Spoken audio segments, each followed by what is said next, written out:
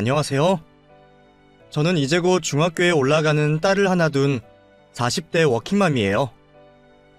제가 딸을 낳은 게 바로 엊그제 같은데 그 작디 작던 아이가 벌써 중학생이 된다는 게 참 감개무량하네요. 말도 안 통하던 어린 시절에는 아이가 올 때마다 뭐가 문제인지 몰라 전전긍긍하고 혼자 남몰래 눈물 짓던 날도 많았는데 이제는 다 자라서 되려 엄마를 위로해주는 든든한 제 편이 되었습니다.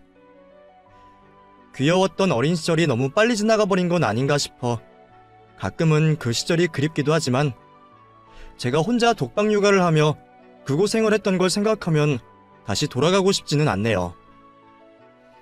남편이라는 인간이 든든한 제 편이 되어주고 자식에게 좋은 부모가 되어주었더라면 제가 고민은 안 했을 텐데 저희 남편은 아이가 자라는 동안 아이 문제나 집안일에 정말 요만큼도 관심이 없었거든요. 내가 좋아서 한 결혼이니 누구 탓을 할 수는 없지만 확실한 건 제가 남편에게 완전히 속았다는 겁니다. 연애할 때만 해도 남편이 이렇게 될 줄은 전혀 몰랐거든요. 남편과 저는 20대 젊은 시절 대학 동기로 만나서 결혼까지 성공한 케이스였어요. 동갑 나이에 똑같은 학벌까지 서로 누가 더 잘하고 못나고 한 게 없이 엇비슷하게 결혼을 하게 되었죠. 남편이나 저는 서로 한쪽 부모님이 안 계신 편부모 가정이라 형편이나 상황이 비슷했어요. 저는 엄마가 사춘기 무렵 병으로 일찍 돌아가셨고 남편은 부모님이 이혼을 하셔서 홀어머니와 단둘이 살고 있었거든요. 혼자 자식 기르며 사시던 분들이라 형편이나 상황이 비슷하기도 하고 아무래도 각자 혼자 계신 부모님 노후 걱정도 되다 보니 저희는 서로 맞벌이를 하며 저희 힘으로 결혼을 하고 싶었어요. 그런 면에서는 대학 시절부터 남편과 제 생각이 많이 비슷했습니다. 그래서 취업도 일찍 하게 되었고 힘들어도 요령 피우는 법 없이 회사 생활을 해왔죠. 요즘에는 젊은 사람들이 자기 힘으로 집 산다는 걸 생각도 못하는 시절이라 하지만 그 당시만 해도 대출 많이 끌어 조금 무리하면 적당한 집을 살 수는 있던 시절이라 저희도 평생 걸려 갚을 생각을 하며 아파트를 매매해서 결혼 준비를 했었어요. 효자인 남편은 홀어머니 고생시킬 수 없다며 집안 도움 안 받겠다고 작정을 했던 사람이었고 그래서 양가 집안에 손 하나 안 벌리려 하다 보니 그 돈은 전부 대출이었어요. 그래서 집안에서 화장실 정도 빼고는 전부 은행 거였지만 그렇게 내 집 마련해서 시작한 결혼 생활은 무척 설레이고 행복한 일이었어요. 저는 우리 힘으로 마련한 집에서 안정적인 출발을 하며 남편과 함께 행복한 가정을 꾸리고 싶었죠. 연애를 할 때만 해도 남편과 저는 잘 맞는 편이었기에 결혼해서도 저는 큰 걱정이 없을 줄만 알았습니다. 연애할 때는 남편이 늘 제게 맞춰주었었고 제 말이라면 죽는 신용도 하던 남자였거든요. 동기로 오랫동안 연애를 하면서 봤던 모습이 있었기 때문에 결혼하면 남자들이 변한다는 말도 제 남편은 예외일 거라 생각했습니다. 게다가 자기는 깨어있는 남자라면서 여자한테 살림 안 맡길 거라고 군대에서 얼마나 빨래를 열심히 하고 깔끔했는지 자랑하던 사람이었어요. 그래서 서로 맞벌이를 하고 있으니 집안일도 나눠서 하자고 먼저 말했던 남편이었죠. 그 말을 철석같이 믿고 결혼을 했더니 이게 웬걸요? 그 말이 전부 거짓말이었더라고요. 빨래는 자신 있다며 빨고 개고 다 자기가 한다 호언장담하던 남자가 막상 결혼을 하고 보니 자기 양말 한 짝 제대로 빨래통에 넣지도 않는 겁니다. 퇴근하고 돌아와서는 옷은 벗어던져 놓고 몸만 쏙 들어가서 씻고 나오고 제가 잔소리를 하는데도 끝까지 바닥에 널브러진 옷을 치우지를 않더라고요. 그러면 결국 잔소리하다 지친 제가 하는 수밖에 없었죠. 연애 시절에는 혼자 자취하면서 설거지도 잘하고 요리도 곧잘 해먹었다 그러더니 결혼하고서는 일절 부엌 출입을 할 생각이 없어 보이더라고요. 나는 우리 엄마가 귀하게 키웠잖아. 하나뿐인 아들이라고 주방에 들어오지도 못하게 했었어. 그래서 나는 요리 못해. 그게 무슨 말이야? 대학 다니면서 자취할 때는 혼자 요리도 해먹고 설거지도 잘한다 그랬잖아. 그거랑 이거랑 같아? 그건 나 혼자 있으니까 어쩔 수 없이 해야 했던 거고, 이제는 결혼해서 와이프가 있는데 내가 주방 드나들 일 없지. 당신은 여자잖아. 당신이 좀 알아서 해. 결혼할 때 했던 말들은 전부 저를 꼬시려고 했던 말인 건지, 결혼 생활을 시작하고서 바뀌어버린 남편의 모습에 저는 혼란스러울 수밖에 없었습니다. 나랑 동갑에 똑같은 대학 나와서 사회생활 하는 것도 같은데 왜 자기 혼자만 아무것도 못하는 어린애처럼 구는 건지 이해가 되지 않더라고요. 대학 다닐 때는 세상이 바뀌었다며 가부장적이고 집에서 손가락 까딱 안 하는 남자들 비난하고, 그런 아버지 때문에 어머니 혼자 고생하셨던 이야기하며 울분을 터뜨리던 남자가 정작 저와 결혼을 하고서는 자기가 욕하던 그런 남자가 되어버린 거였죠. 믿었던 남편의 이중적인 모습에 속았다 싶어 당황스러웠지만 시간이 지나니 정작 그런 건 문제도 되지 않았어요.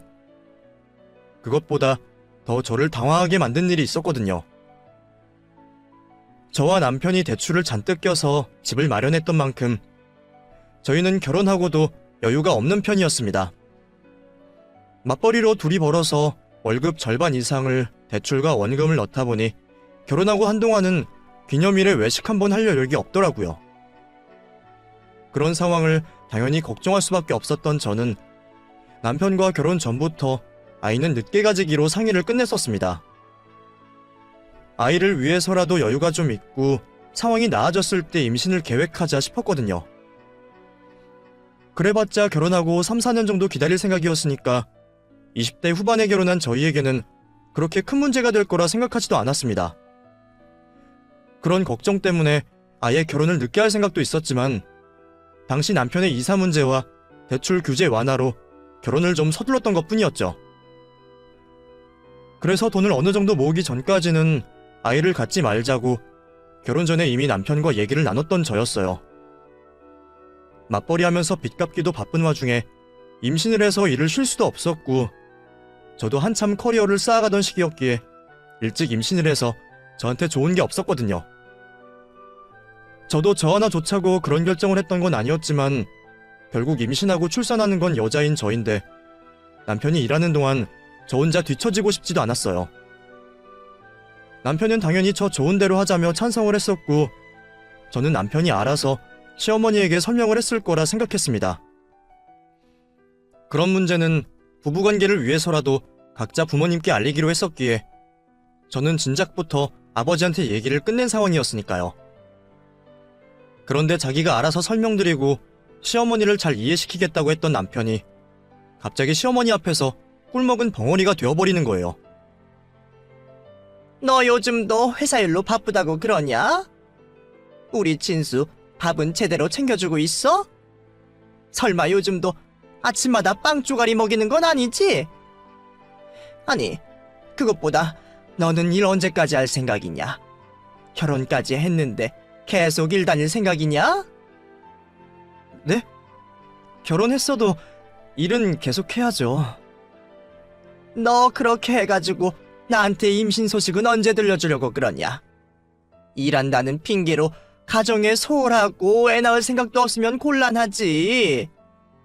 네가 뭐 얼마나 대단한 일을 하는지 모르겠지만 여자는 그냥 좋은 남편 만나서 자식 낳고 가정 꾸리면 그만이야.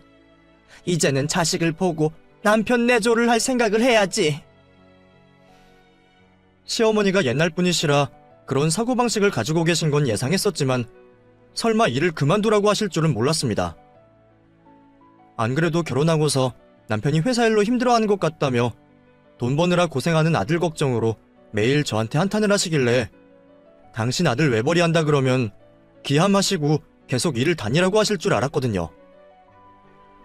저희들이 집 구매하려고 대출 잔뜩 받은 것도 알고 남편 외벌이로 절대 해결 안 되는 것도 알고 계실 테니 더더욱 제가 일을 하기를 바라실 거라 생각했어요. 그래서 아이 관련해서도 당연히 기다려주실 줄 알았더니 아니더라고요. 당장 돈 문제도 있는데 일을 그만두고 아이를 가지라고 하시니 저는 당황스러울 수밖에 없었어요. 정말 귀한 아들 혼자 고생길에 떠밀고서라도 손주를 보고 싶으신 건지, 아니면 저희 상황을 이해 못하시는 건지 시어머니의 말을 이해할 수 없었죠. 저도 이제 막 결혼해서 시집 온 며느리이다 보니 시어머니 앞에서 싫은 소리를 하고 싶지는 않았지만, 옆에서 남편더러 말 좀 해보라고 눈치를 주면서 빤히 쳐다보는데도 제 눈을 피하며 벙어리처럼 있는 남편을 보자니 결국 아쉬운 제가 얘기를 직접 하는 수밖에 없겠다 싶었어요. 어머니, 저번에도 이이가 말씀드렸겠지만 저희 당장 아이 갖는 건 무리예요. 제가 일을 그만두는 것도 안 되고요. 안 되긴 왜 안 돼? 너 지금 내 말에 토달겠다 이거냐? 그게 아니고 상황이 그렇다고 말씀드렸었잖아요. 지금 집에 대출금만 잔뜩이고 매달 갚아야 하는 돈에 고정지출만 몇백이에요. 근데 당장 제가 일 그만두고 아이 낳고 집에 있으면 그 돈 남편 혼자 갚아야 하는데 절대 불가능하죠. 빚만 갚고 살 수도 없고 먹고 살 생활비도 있어야 하는데요. 더더욱 애 키우려면 돈이 있어야 하는데 지금 여윳돈 한 푼도 없는데 어떻게 애를 낳겠어요. 옛날에는 뭐 여유가 있어서 애를 낳았냐? 자식이란 그냥 낳아 기르다 보면 어떻게든 다 되는 거야. 그렇게 따지면 출산도 다 때가 있는 건데 그때를 놓쳐서 어떻게 하겠다고 그래? 대출이야 천천히 갚겠다고 사정 좀 하면 되는 거 아니냐? 니들 욕심이 아등바등하는 거잖아. 아유, 너는 진짜 이렇게 융통성 없고 생각이 그렇게 짧아서 어떻게 하냐? 아무튼 나는 늙은 며느리한테서 손주 볼 생각 없으니까 더 늦기 전에 애부터 가질 생각해라. 하지만 결국 시어머니는 말이 통하지 않았고 저는 괜한 잔소리에 시달릴 수밖에 없었습니다. 하지만 저는 시어머니가 매일같이 전화를 해서 임신 소식 없냐 닥달을 하시고 올 때마다 저를 애 낳는 공장처럼 대하시는 것도 그냥 무시할 수밖에 없었어요. 시어머니가 그렇게 말씀하신다고 한들 다 수십 년 전 얘기이고 지금 같은 시절에 생각 없이 애 낳았다가 누구 고생시킬 일이 있겠나 싶었거든요. 당시에는 심지어 연차가 빠른 제가 남편보다 연봉도 더 높았었으니 효율을 따지더라도 돈을 벌어오는 건 제가 더 나은 사정이었죠. 그런데 이제는 남편까지 시어머니 편을 들면서 아이를 갖자고 하는 통에 저는 임신 문제로 시달릴 수밖에 없었습니다. 당신도 이제 고집 좀 그만 부려. 노인네가 그렇게나 진심으로 말씀하시는데 당신은 그게 그렇게 쉽게 무시가 돼? 진짜 너도 고집 한번 대단하다. 너무 그러지 말고 우리 그냥 좀 일찍 아이 가지면 어때? 사실 뭐 2, 3년 기다리나 1, 2년 일찍 낳나 그렇게 크게 차이가 나겠어? 어차피 대출은 평생 갚아야 하는 거고 우리 어머니 말씀처럼 돈 없다고 애 못 키우는 것도 아니잖아. 그리고 우리가 진짜 돈 한 푼이 없냐? 집 있고 먹고 살기만 하면 되지. 당신은 자식 하나 키우는데 뭐든 해주고 싶어서 욕심이 많아서 그러는지 몰라도 애는 원래 다 알아서 자라는 법이야. 그럼 당신이 낳던가. 왜 다들 나한테만 그래? 나는 내 인생 없어? 내 커리어 없어? 한창 바쁜 와중에 임신해서 육아휴직 쓰는 게 뭐 쉬운 일인 줄 알아? 내가 안 낳겠다고 하는 것도 아니고 좀 기다려달라는 건데 그것도 그렇게 못해줄 일이야? 왜 다들 그 일로 나를 못 잡아먹어서 안달이야? 당신은 분명히 결혼 전에 내 뜻대로 한다고 약속 다 해놓고 이제 와서 말 바꿔버리면 그만이니? 그렇다고 내가 낳을 수는 없잖아. 그래, 당신 마음도 이해는 해. 그럼 나만 놔. 나만 주면 키우는 건 내가 할게. 응? 내가 다 할 테니까 아이만 가져보자. 임신 문제로 저랑 신랑이 하던 남편은 도저히 안 되겠다 싶었는지 나만 주면 자기가 키우겠다고까지 말을 하더라고요. 처음에는 말도 안 된다 싶어서 무시를 했지만 정말 육아휴직이라도 쓰겠다고 진지하게 나오는 남편의 말에 마음이 조금씩 흔들리기 시작했습니다. 사실 정말 남편을 믿었다기보다 저도 그 상황들에 지쳤던 거죠. 아이야 언젠가는 낳아야 할 거고 지금처럼 남편이 살림에 손 하나 까딱 안 하는 상황이라면 아이 낳고도 나 혼자 독박 육아 신세일 텐데 그럴 거면 차라리 자기 입으로 약속할 때 낳는 게 낫지 않나 싶었거든요. 당신 정말 약속할 수 있어? 아이 낳아만 주면 당신이 다 챙기고 돌보겠다고. 그거 정말이야? 그럼 정말이지. 왜 남편 말을 못 믿냐? 그럼 내가 어떻게 믿어? 결혼 전에는 살림 다 하겠다고 했던 사람이 자기 양말 한 짝 제대로 두지도 못하는데 나더러 2번 속으라는 거야? 아니, 왜 또 그거랑 비교를 해? 그거랑 이건 다르지. 나도 내 자식인데 당신한테만 알아서 키우고 맡길 수 있겠어? 그리고 내가 지금도 아무것도 안 하는 건 아니잖아. 그냥 내가 좀 더 늦게 퇴근하니까 당신이 나보다 좀 더 일하는 것뿐이지. 아무튼 진짜 내가 키울 테니까 낳자 제발. 응? 너무나 간절해 보이고 진정성이 느껴지는 남편의 말에 결국 저는 예쁜 딸아이를 낳게 되었습니다. 어쩔 수 없이 시어머니와 남편 결정에 떠밀렸지만 그래도 남편이 도와만 줘도 해볼 수 있지 않을까 싶었죠. 하지만 이번에도 남편은 안면 몰수하고 태도를 바꿔버렸습니다. 임신 기간 내내 제 성에 차지는 않았지만 그릇 깨먹어가면서 설거지도 하고 살림도 나서서 하는 척 하길래 이제야 정신 차렸구나 하며 남편의 육아 도움을 기대했더니 갑자기 못하겠다고 내빼버리는 거죠. 애초에 남편이 제게 큰 도움이 될 거라 생각도 안 했지만 어느 정도는 바랬는데 실망스럽게도 그마저도 못하는 남편이었네요. 옛말에 핑계 없는 무덤 없다더니 저희 남편도 염치는 없이 핑계는 참 다양했죠. 제가 먼저 육아휴직을 하기로 했으니 그때까지는 회사 일에 전념하고 싶다며 제가 집에 있는 동안 몸조리도 못한 저를 도와줄 생각도 없더니 자기는 누워있는 애 구경이나 하고 애 기저귀 한번 갈 줄을 모르더라고요. 아직 애가 너무 어려서 만지기도 무섭다. 자기는 마음의 준비가 안 됐다면서 말이에요. 그래도 제가 육아휴직 끝나면 자기가 바톤 터치해서 육아휴직 쓰겠다고 하더니 막상 제가 1년 휴직을 끝내고 복직할 준비를 하자 태연스럽게 회사 핑계를 대며 변명을 하는 겁니다. 이번에 회사 사정이 안 좋다 보니 육아휴직 내기가 눈치가 보여서 말이야. 지금 여직원들도 다들 눈치만 보고 이래저래 상황이 안 좋아. 나도 팀장님한테 말 꺼냈다가 욕만 먹었어. 시기가 어느 시기인데 팀원들 나몰라라 하고 나 혼자 육아휴직 쓰려고 하냐고. 그게 무슨 소리야? 약속이랑 다르잖아. 언제는 자신 있다고 맡겨만 달라며. 내가 몇 번이나 물어봐도 육아휴직 꼭 쓸 수 있다 그러더니 이제 와서 그런 소리를 하고 있어? 나도 우리 회사에서 이럴 줄은 몰랐지. 이래서 중소기업이 문제인가 봐. 대기업은 남자들도 육휴 쓸 텐데. 그치? 그때는 회사 사정이 정말 그런갑다 싶어서 제대로 준비 못한 아니란 남편에게 화가 나고 구닥다리 같은 회사에 화가 났던 건데 이제 와서 생각해보면 남편의 말이 거짓말이었겠다 싶네요. 애초에 육아휴직 쓰겠다고 얘기나 꺼내봤을까 싶더라고요. 그걸 그때는 왜 진작 몰랐는지 바보 같고 순진한 저는 연애하던 시절의 남편의 모습만 기억하고 그런 남편의 말을 믿고만 있었습니다. 결국 어쩔 수 없이 남편의 육아휴직을 포기하고 저 혼자 아등바등 고민할 수밖에 없었어요.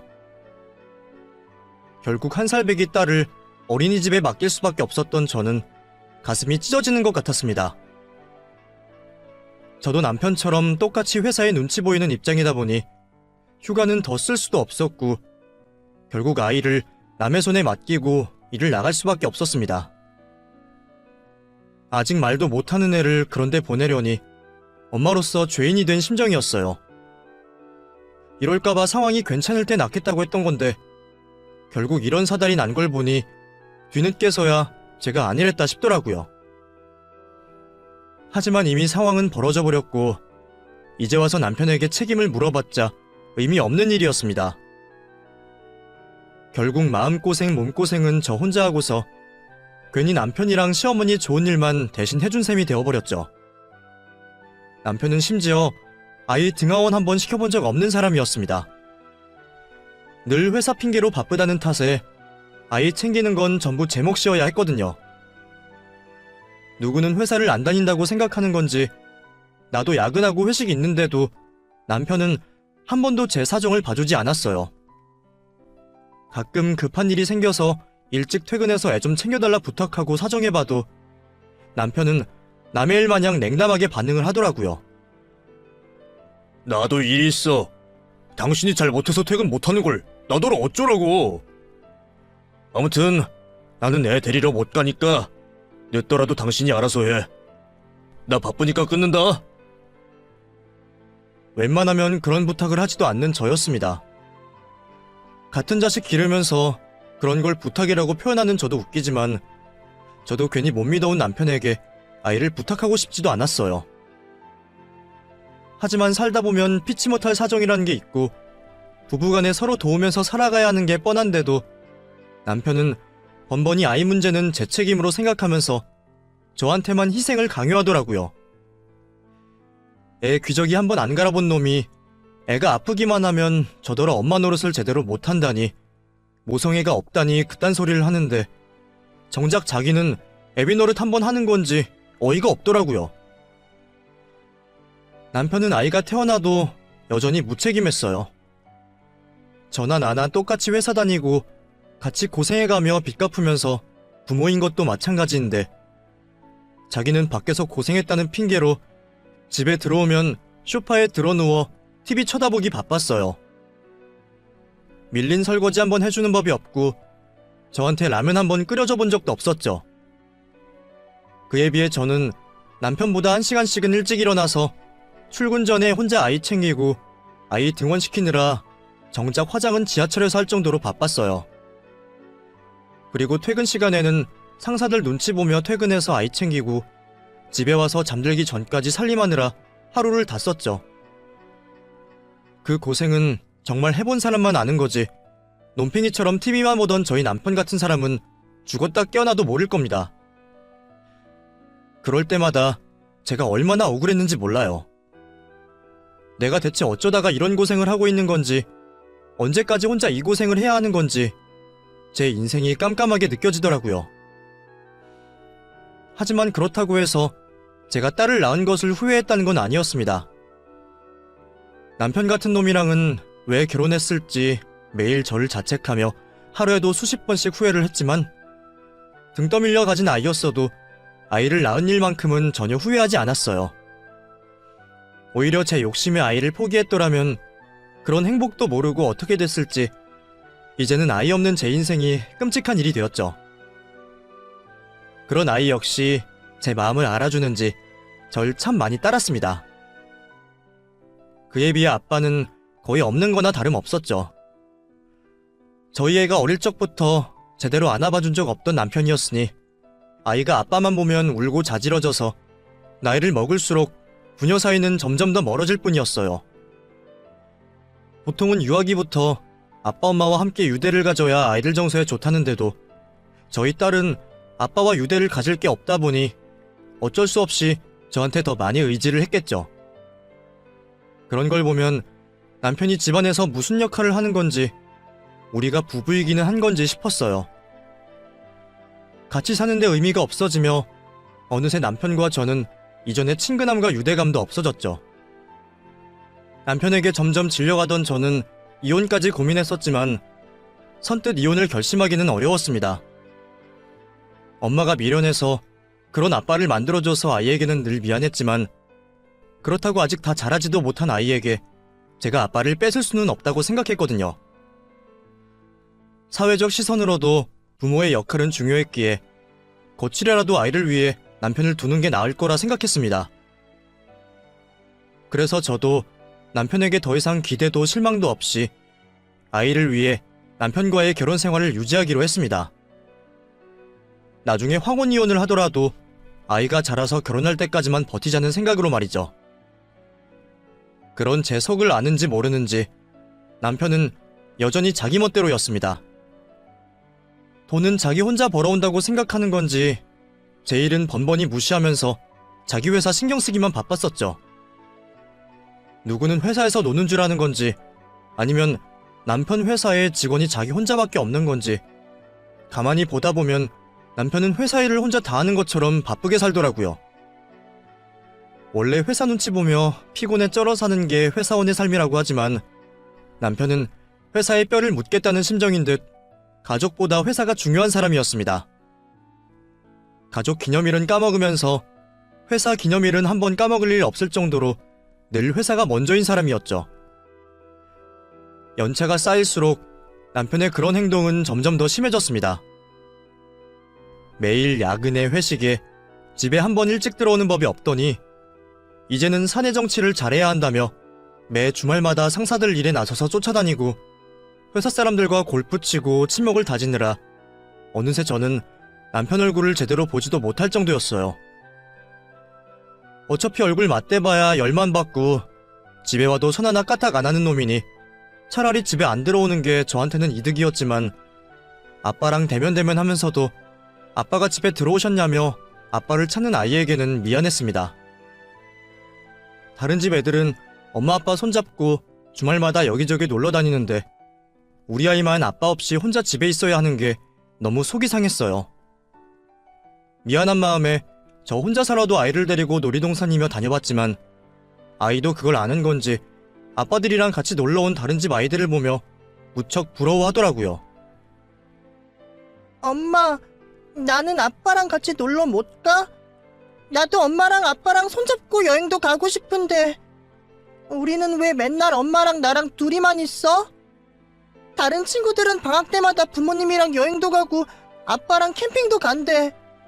나도 그런데 가고 싶은데 우리 아빠는 왜 맨날 바빠? 아빠가 지훈이를 안 사랑하나?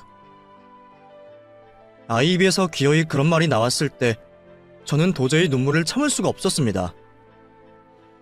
나야 내가 잘못한 결혼이니 내 탓을 할 수밖에 없는 거지만 딸애는 대체 뭐가 잘못이라서 그런 무책임한 아버지를 만나 고통을 겪어야 하는 건가 싶더라고요. 그래서 제가 남편에게 제발 애 생각 좀 하라며 타일러 보고 화도 내봤지만 남편은 번번이 이해를 못하고 화만 낼 뿐이었습니다. 잔소리 좀 그만해. 나도 남들처럼 생각 없이 애랑 놀고 싶다.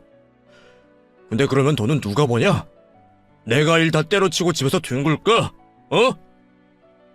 돈은 뭐 당신 혼자 벌어? 나도 같이 벌잖아. 나는 놀아? 내가 놀면서 집에서 살림만 하는 것도 아니고 빚도 같이 갚았는데 왜 계속 당신 혼자서만 일하는 척하니? 네가 뭐 얼마나 오래 일을 하겠다고? 너랑 나랑 같냐? 나는 더 위로 올라갈 수 있는 사람이야. 그러니까 남의 앞길 막고 끌어내릴 생각 말고 제발 잔소리 좀 그만해. 남편이 매번 기고만장했던 이유를 제가 그제서야 알았네요. 저는 여자라서 오래 일 못하겠지만 자기는 승승장구해서 높이 올라가겠다고 말이에요. 그런 남편은 자기가 성공하는 게 가족의 행복이라며 일하는 제게 내조까지 바라곤 했습니다. 그런 남편이 지긋지긋할 정도로 싫었지만 저는 또 아이를 위해 참아야 했죠.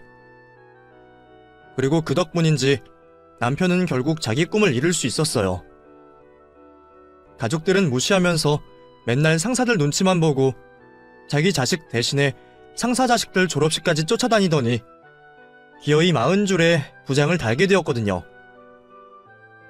가족의 희생으로 이루어진 진급이라는 생각에 남편 진급 소식이 그리 기쁘지는 않았지만 진급 때문에 저를 들들 볶더니 그나마 일찍 결과를 봐서 다행이라 생각했어요.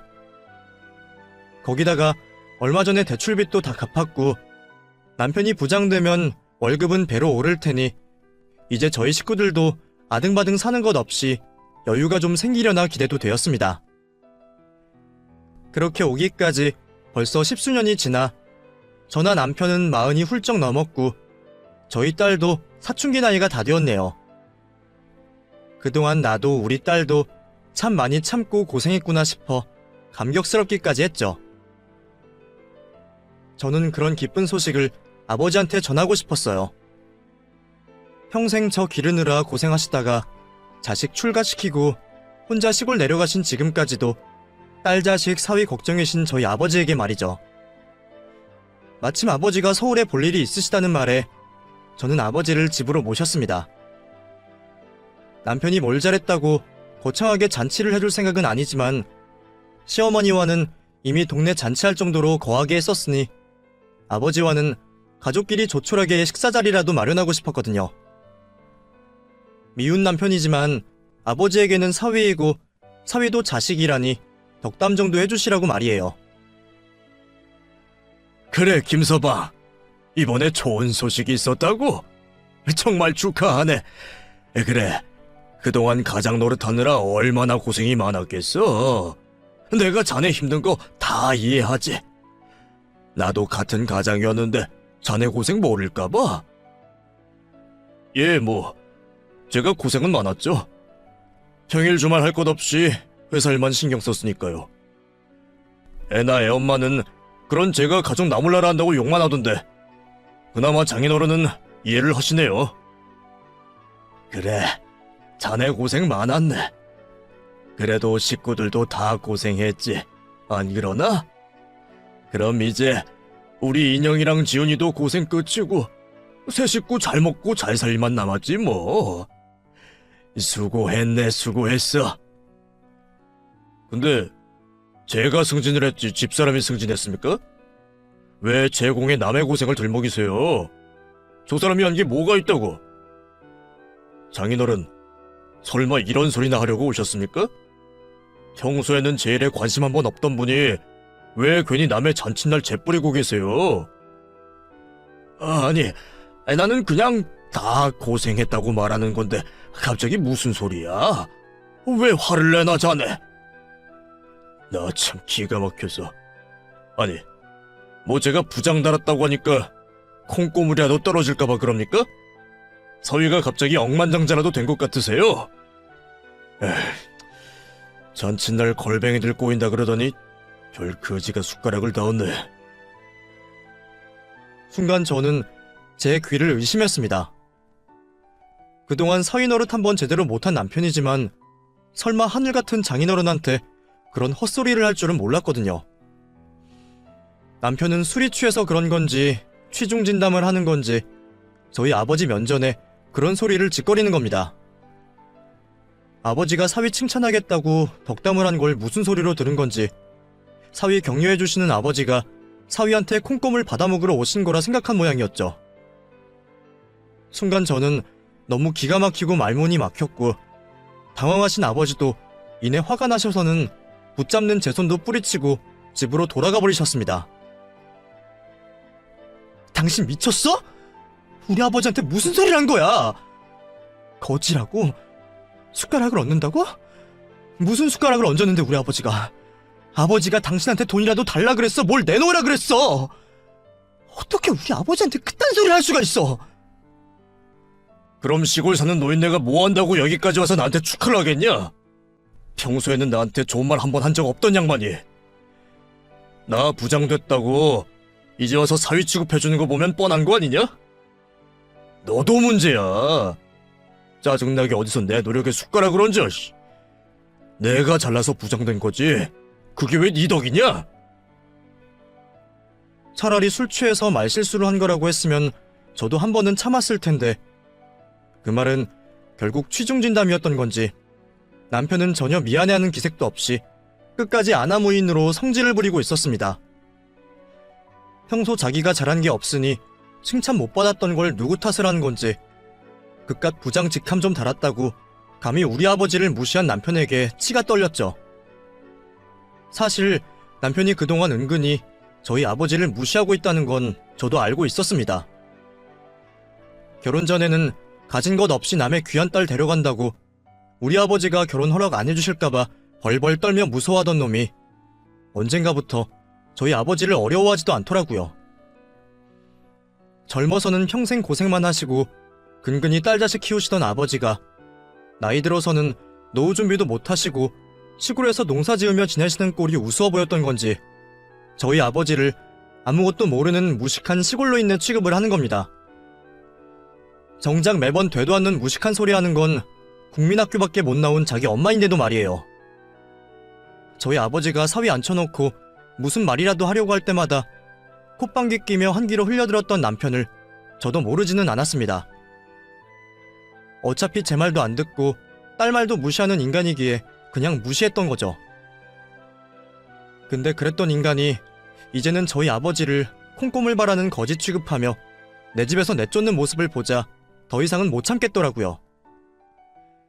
대체 나랑 우리 집안을 뭐로 생각하면 저럴 수 있는 건지 저는 억울함에 눈물이 터져 나왔습니다.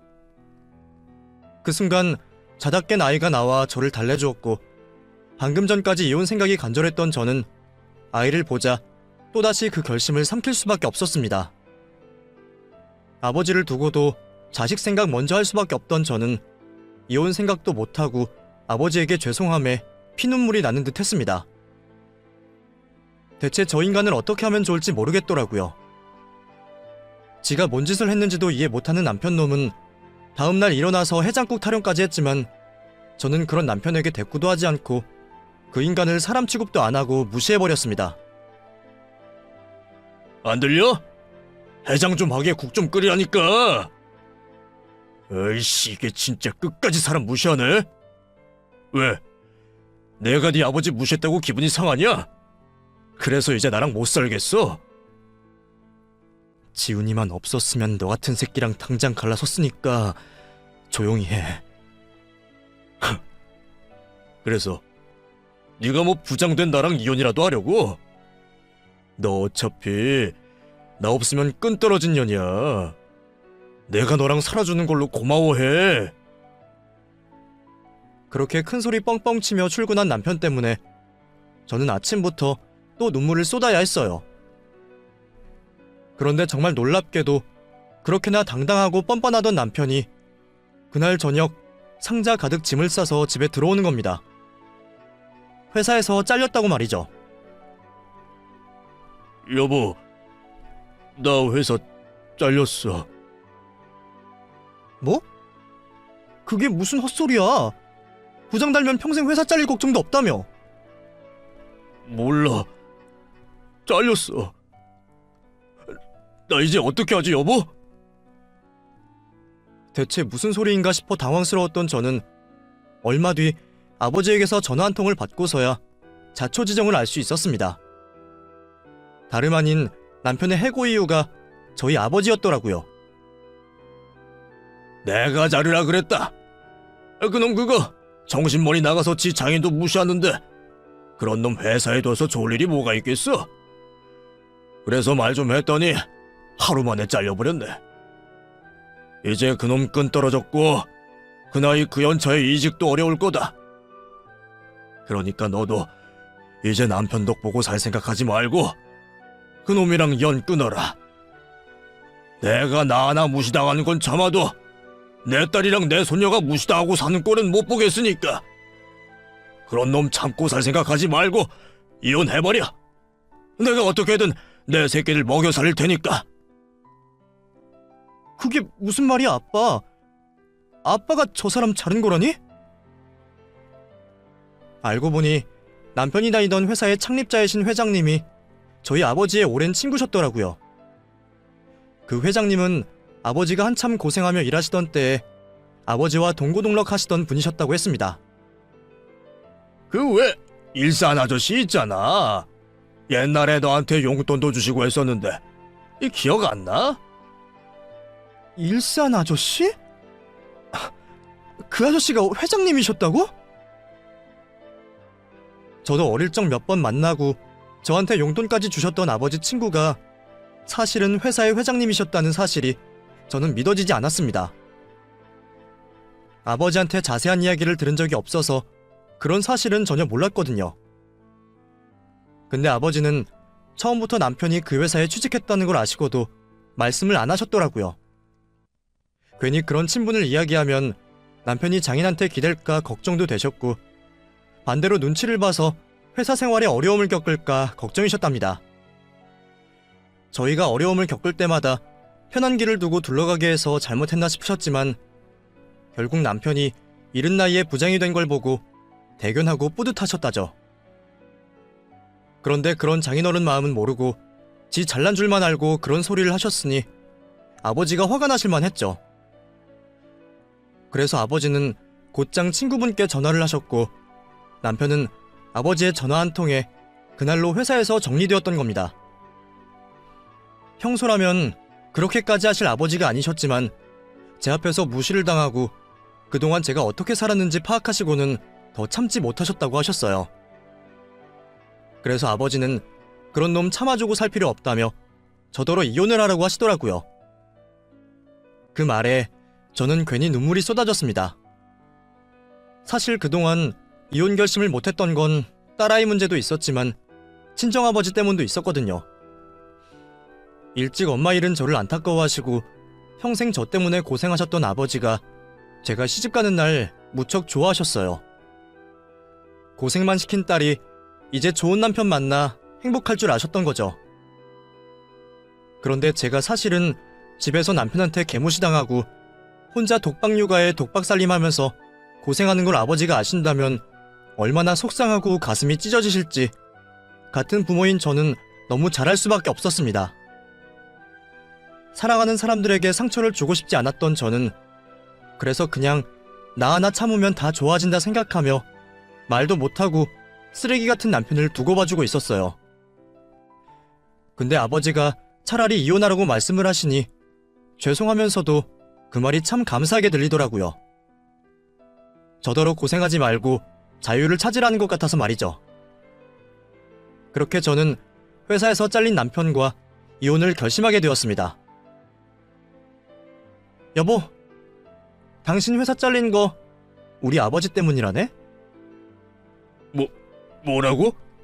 그게 무슨 말이야? 장인어른이 무슨 수로? 아, 사실 당신 회사 회장님이 우리 아버지 중마고우시거든. 당신이 꼬라지 부리는 거 보고 전화 한 통 거셨더니 회장님이 당신 자르신 모양이야. 이걸 미안하다 해야 하나? 근데 더 미안할 일이 있는데 어떻게 하지? 나 당신이랑 이혼하려고. 이제 돈도 못 벌게 된 남편을 내가 먹여 살릴 이유는 없잖아? 돈도 못 벌고 살림도 못하는 놈 데리고 살아서 뭐하니? 우리 이혼하자. 뒤늦게서야 상황을 깨닫게 된 남편은 무척 당황스러워했습니다. 제 앞에서 늘 뻔뻔하던 놈이 그런 표정도 지을 줄 안다는 게 참 웃기더라고요. 여보, 장인어른한테 전화 좀 걸어봐. 내가 직접 말씀드릴게. 우리 회장님이랑 친구이신 거라면 나 다시 복직시켜주실 수도 있는 거잖아.